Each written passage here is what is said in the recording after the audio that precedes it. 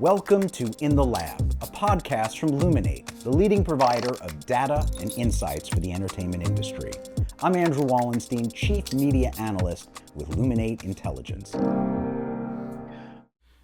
This is Luminate's In the Lab podcast. I'm Corey Erickson, a media analyst on Luminate's intelligence team, and I'm here today with Mike Goldberg at Story Kitchen, who is co-founder and a producer at this Prodco that takes so many gaming properties and tries to set up the right kind of deals with them across film and TV.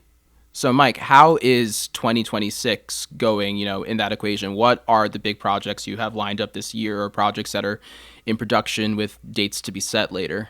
Absolutely. Thank you again for having me at Luminate and on this podcast. We love video games, and we love adapting video games for film and TV.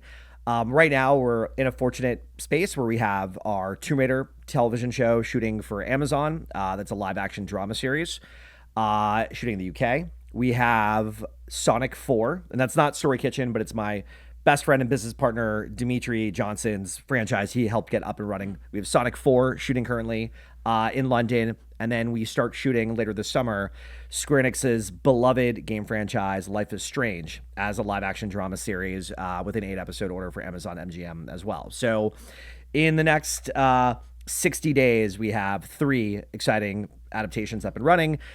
In addition, we love all of our children equally. We are blessed to be working through exciting indie AA, AAA games, Roblox games that we're adapting. It's really like a fantastic moment, and we are so fortunate to be able to be front and center for this new moment, not just for Hollywood, but for the audiences and for the franchises and fandoms. Yeah, I'm glad you brought up Life is Strange.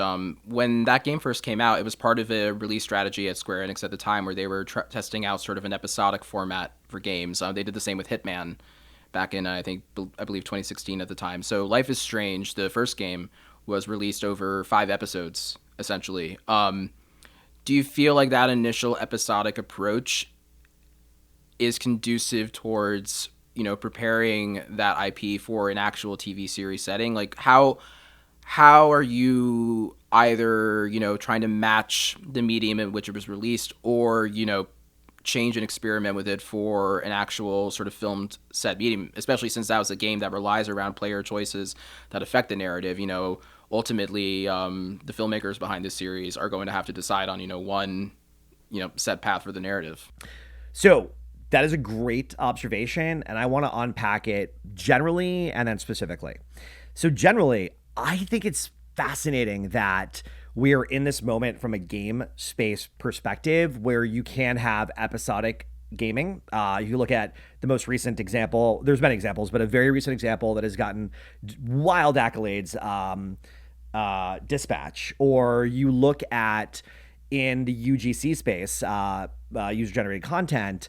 Specifically, I'm referring to Roblox and Fortnite, how they have new seasons, or there was this huge Easter event recently, and my kids had to make sure like they were in front of their iPads and laptops to secure said items. I will not blow up for what they play, but essentially the fascinating thing in general, and to me, is I grew up with episodic television. Like, like every Sunday night, you'd watch, when I was older, but you'd watch HBO, or every Friday night was X-Files, or every Thursday night was TGIF, and you'd watch like all that great half-hour comedies from Full House on down. And now we're in this moment where like, we're seeing that type of play pattern, that type of release pattern, that type of enjoyment pattern move into gaming, which in general is so exciting.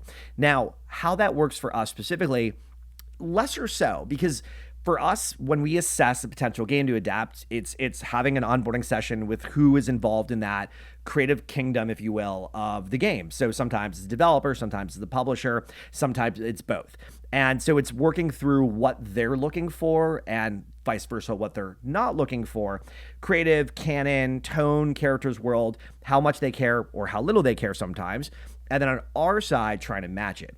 For Life is Strange specifically, there's so many storylines. There's so much that happens. It's YA, it's coming of age, it's a love story, it's a LGBTQ story. Like, there's so many pieces about it. Theoretically, there's probably a version, especially for the first Life is Strange, you could have done it a 3-act structure of a movie. I don't think that would have been the best version because you would have lost too much of the emotional story. So it worked out better for all of us that we were able to go to series with it, but also like the flexibility. Now, going to your observation about having to make hard choices because it's linear. True. Like, no matter how we skin the cat, we're going to disappoint people who may have chosen something different. But most games are choice driven regardless.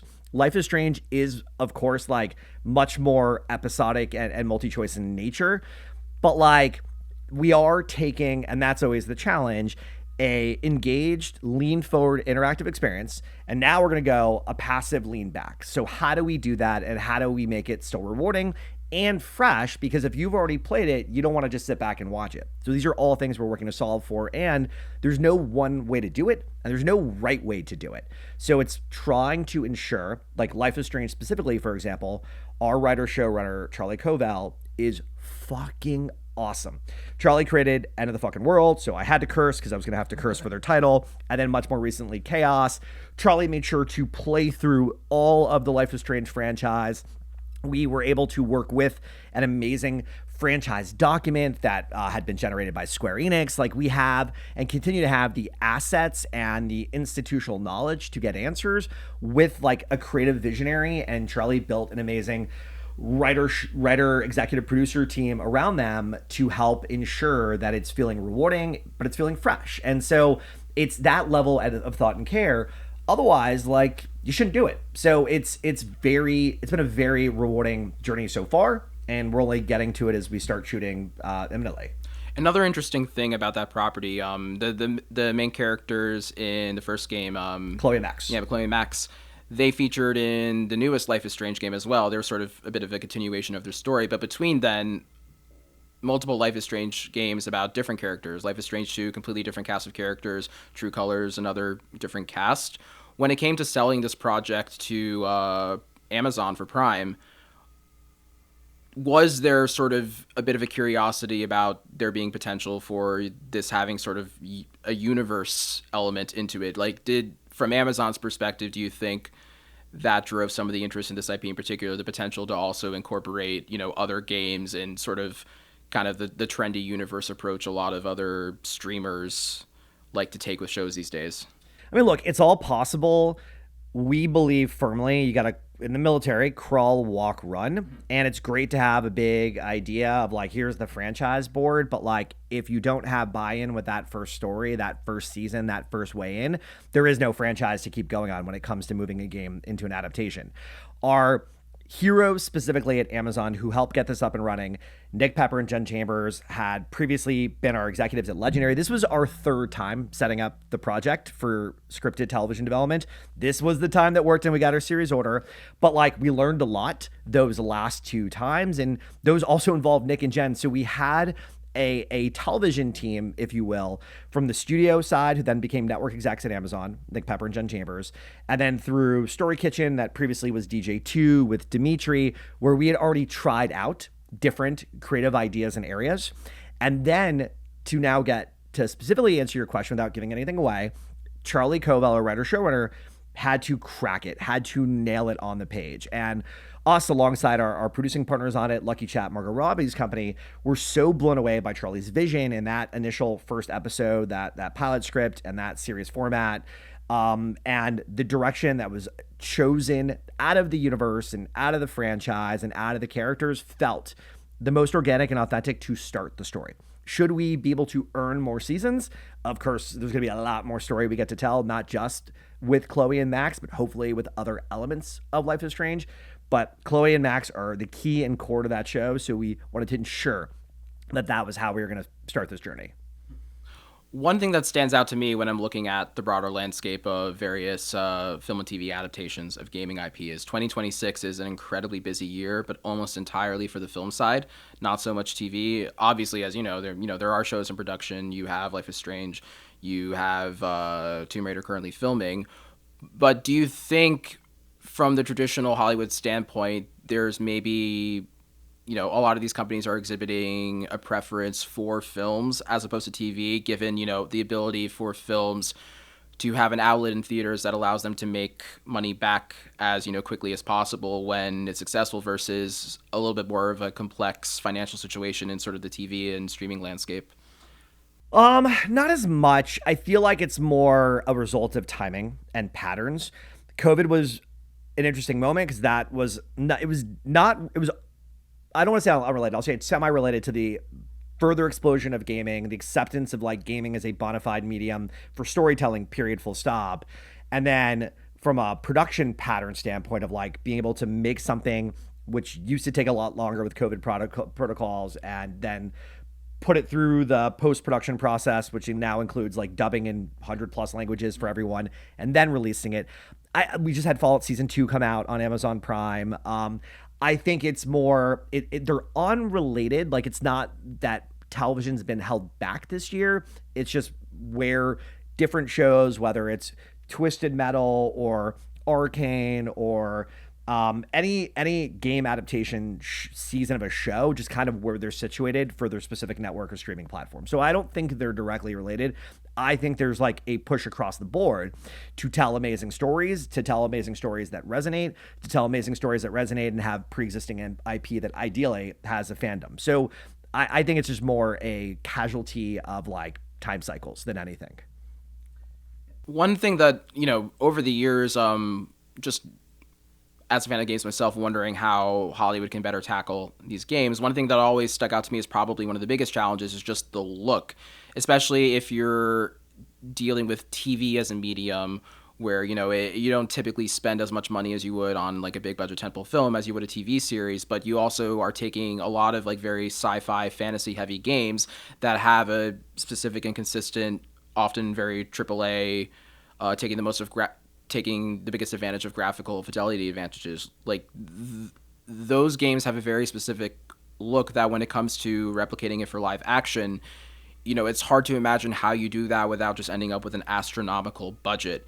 Do you think that's still like a big hurdle to get over for gaming IP in the TV space specifically?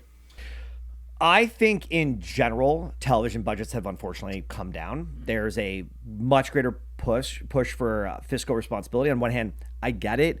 On the other hand, like the money's still there. Like it doesn't all have to go to sports licensing quite yet, God willing.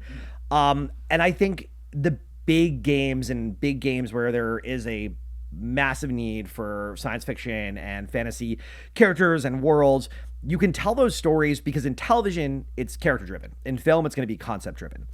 If you're going character driven, you can have those bigger, splashier moments, but you don't need to be on the spaceship in Halo. You don't need to have like a dinosaur next to you. Like you can find ways to tell the story and hint at the bigger world. Last of Us didn't need to have like a zombie horde with 1,000 extras in every episode. You had those more intimate episodes, and I didn't work on it, but I loved it, especially season 1. What is the most iconic episode theoretically? It's all subjective, but theoretically of season 1 that was nominated and won the majority of the awards for the shows? Episode 103. What was episode 103? That was the bottle episode, which was like a love story from start to finish.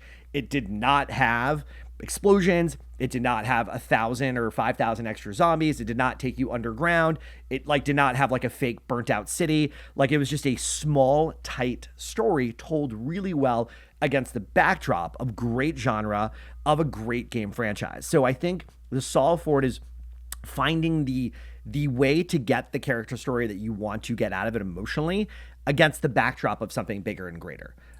So when the God of War show is ready at Prime Video, we're going to see one very bizarre bottle episode from what it sounds like, if that's the way for these shows to get noticed. At least some episodes will be more contained in care. And honestly, like you're not there for the visual sizzle. You've already seen that in the games. Like you're there for the story. So give me a great story. Like Fallout, give me a great story. I'm so much more intrigued by watching them like get out of their different silos and like what it's like on the surface than I am about what's like the next big war that is going to be fought with I'm definitely tired, but like in general, like it's like the characters I care so much more about, like the burnt out cusp of the world that's been left behind by this like insane nuclear incident. So I think it's like in TV you can get away with that, and that actually works out well for budgets.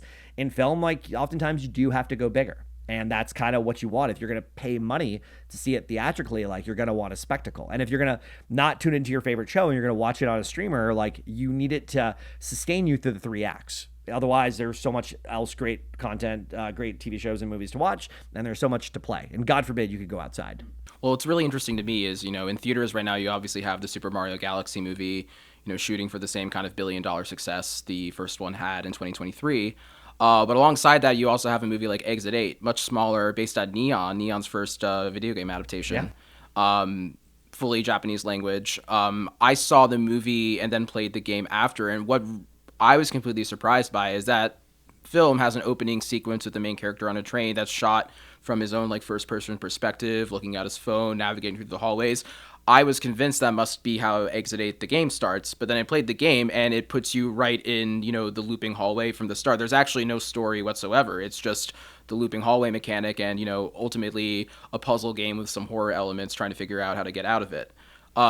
So this director, sort of came up with these various relevant themes playing off of the game mechanics where, the game is all about attention to detail. And of course, thematically, phones kind of steal our attention away from other things. So he weaved in this thematic element into the movie about, paying more attention to your surroundings and the people around you and, people who might be struggling, which was such an interesting approach to take with that IP when the game itself doesn't really have any of that going on at a story level.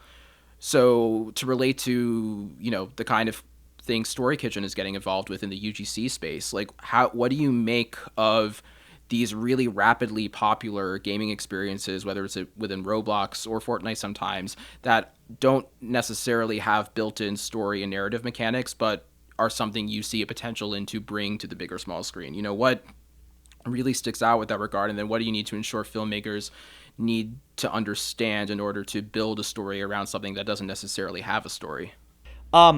I would start by going back to Exit 8. I read some interviews that the showrunner and the dev worked really closely together, and with a more modest budget had the creative freedom to like find a way to tell that story authentically and in a way that felt rewarding and approved. Going now with the Exit 8 example to talk about the UGC space, if the question is where to go from there when there isn't a lot of story or perceived story to initially work with, that is a very fair question. And the way we typically embark on those journeys that are more laborious, but when you get to the other side, it's very exciting. That's a sandbox. Like we work to figure out what's the DNA, what's the tone, what's the vision, what's the point, like what's the magic sauce of Steel Brain Rot. Like what about it makes it so fun and cool? And if you don't get it, you're not going to get it. Like what are those elements? And then from there, make sure that we understand that what we are seeing was intentional by the developer development team. And once we have that alignment creatively, then it's ensuring that when we're going out to really smart storytellers that are smarter than us and starting to talk about different ways in to build a movie or build a TV show or both, that they have those core themes, those core DNA nuggets, those touch points, so that they can then riff and iterate what that take would be, that creative take. What is that vision? What's that 3-act structure? What's that TV show?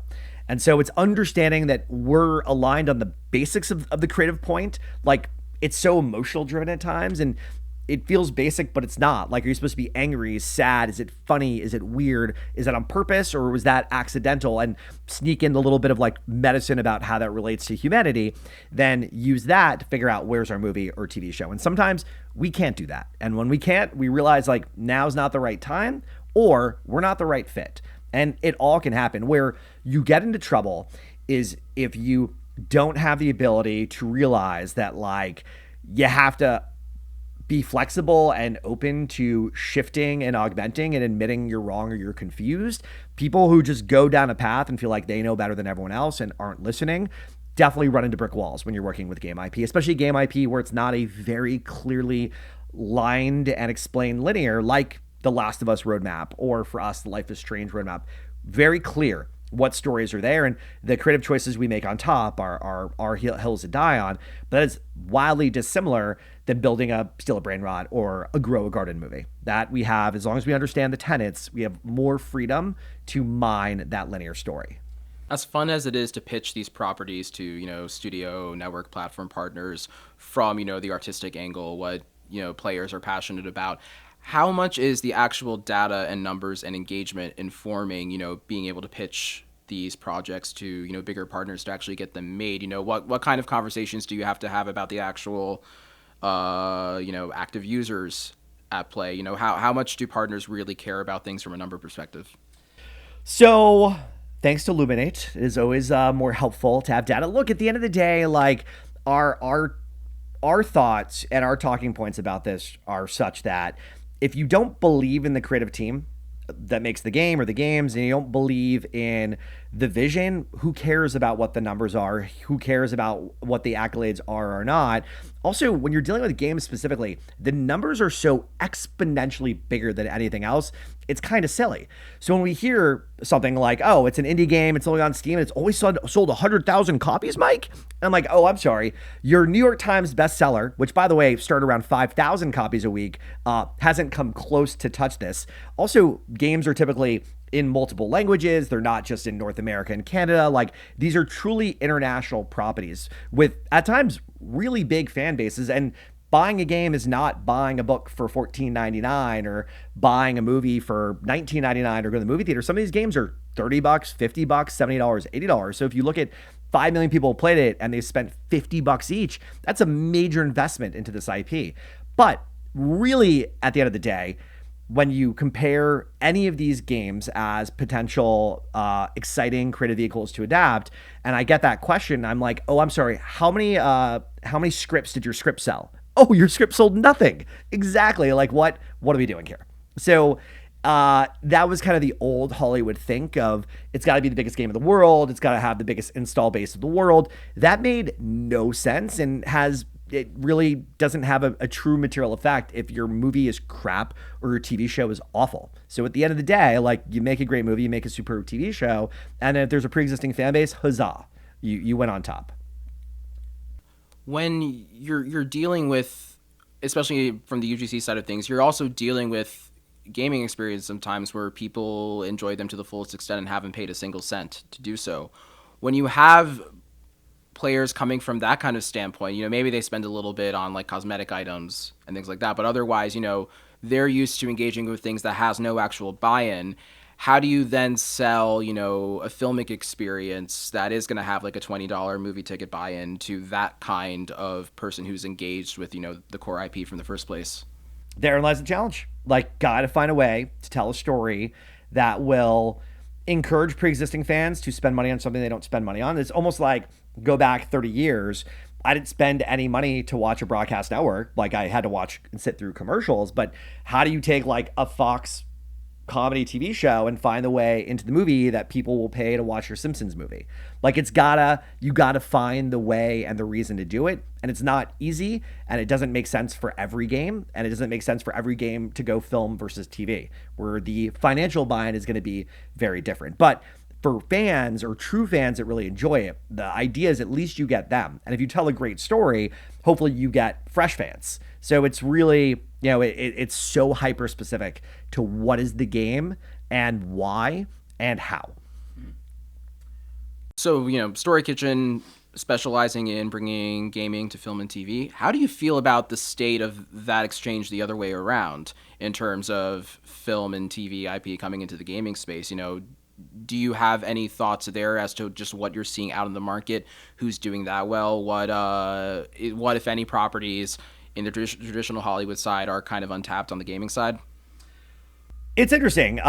One, Hollywood has always, until more recently, thank God, kind of looked down on games as an ancillary right. They've now realized that games kind of look down at Hollywood as an ancillary right. There's absolute examples of great films or TV shows that have made really superb games. So Harry Potter was a massive win for Warner Brothers Games. There have been some Marvel games that have come out that have been really fun to play. You've seen Teenage Mutant Ninja Turtles go back and forth between comics, games, movies, TV show. It's specific. It's like the game. Is that game really good?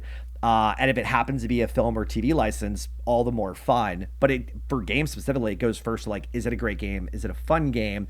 Do I want to play this? Do I want to buy this? Do I want to replay this and not just play it through once? And the goal, because we live in a noisier world, is that your IP, your franchise is fun, has multiple entry points, and you can continue to grow it and take care of it. Now, I was so fortunate when I was a rep to sell the John Wick franchise, and that started as an original idea 13 years ago. Now it's a $1 billion franchise for Lionsgate. They've had multiple games. The VR game was really fun. John Wick Hex was really fun. Did it transcend like the movies have? No, but also the Continental did not transcend. Their TV spinoff for Stars did not transcend as the movies had. But getting to grow that franchise is exciting. And any franchise is exciting. So there are absolute examples where it's worked. There's lesser examples where it didn't work. But kudos to everyone for continuing to try and find ways into both. I know it's interesting to bring up John Wick because we do see James Bond returning to the video game space. I think in May, actually. May is when 007 First Light is out, I believe. But in terms of John Wick, you mentioned the Hex game. That was a mobile game, if I remember correctly. PC as well. PC as well. I feel like there still hasn't been any kind of real serious AAA attempt. I believe they announced something really I'm out of it now because I haven't been a rep in 3.5 years. I feel like a AAA. It was either announced or like within the gaming ecosystem it was announced, but there's a John Wick AAA game that is coming to fruition through Lionsgate. So it is happening, but I mean, first John Wick movie is 2014, so that's almost a decade later. Another property that when you look at survival horror, I've always been wondering like where has this property been in that equation is The Purge.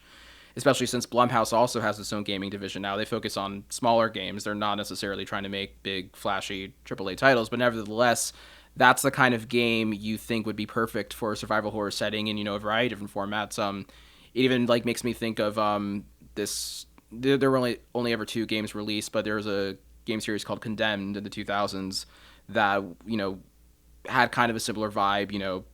Fighting for survival in an urban setting. Very bloody and scary, and yet that franchise with films and TV series too at one point still is basically completely absent from games. So it does make me wonder, what challenges do you think both sides of the coin in terms of these industries are running into, like even in, this new dawn of there being better conversations along these lines, what do you still think are the core challenges that either industry might be just, running into a brick wall with the other and not knowing how to really surpass that?